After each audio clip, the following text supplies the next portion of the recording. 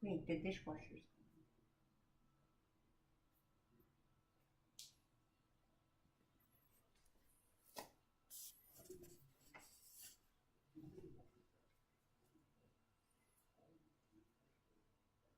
My name is Andrew Borkowski. Today is August 4th, and the password is sunset. How many deaths of young, helpless, innocent children due to drowning in the United States is acceptable in your eyes? What if these countless deaths due to these drowning situations could be avoided in the future? Awareness is key. Recently, the Center for Disease Control did a study entitled Unintentional Drowning, Get the Facts, in 2016 in April. In that study, they determined that nearly 3,536 people per year die due to unintentional and preventable drownings. Of those, 10 approximately would die per day. What this means is that 20% of the people who are dying due to unintentional and preventable drownings every year in the United States are under the age of 14. This can be a huge problem. Massive campaigns are put on annually, whether it be locally or nationally, in order to teach people about being aware of and possible preventative measures that can be taken in order to prevent pediatric and adult drownings.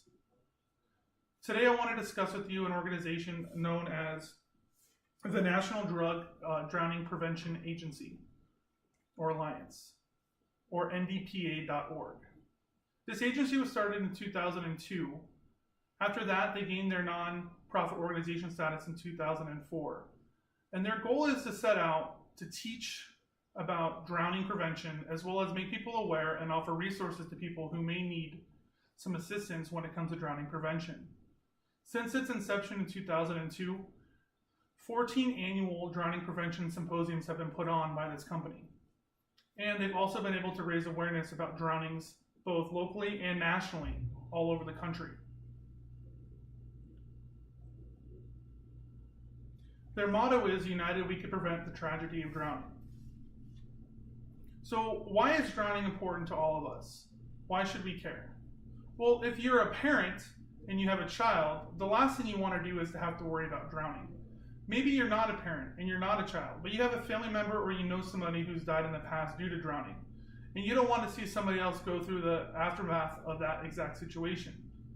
Or maybe you're thinking about having kids, or you're a grandparent, and you also don't want to have to go through the possibility of that happening to you either.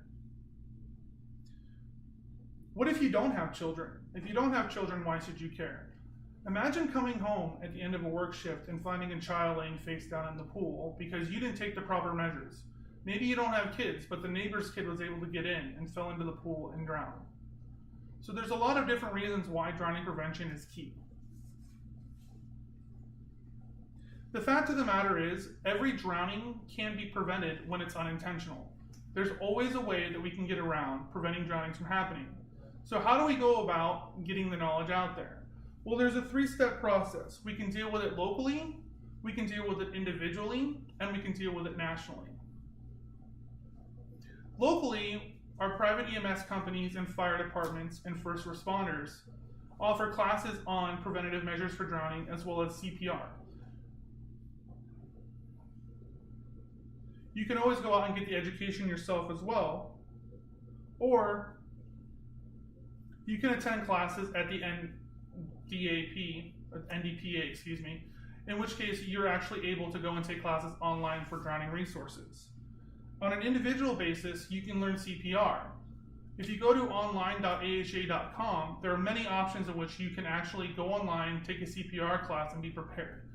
Whether you have kids or not, it's always a good idea to know CPR in case you do have a pool and somebody does end up drowning. Or, on a national level, you can actually tell people about it at colleges, or explain it to colleagues, or put it up on social media in order to get your point across as to what's going on.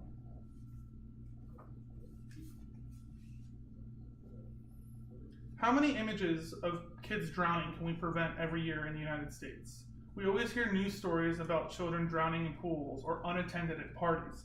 Recently, just on the 31st of last month, there was an article published by the Joliet Patch in which they described how a 2-year-old died during a swimming party surrounded by other children, and surrounded by parents.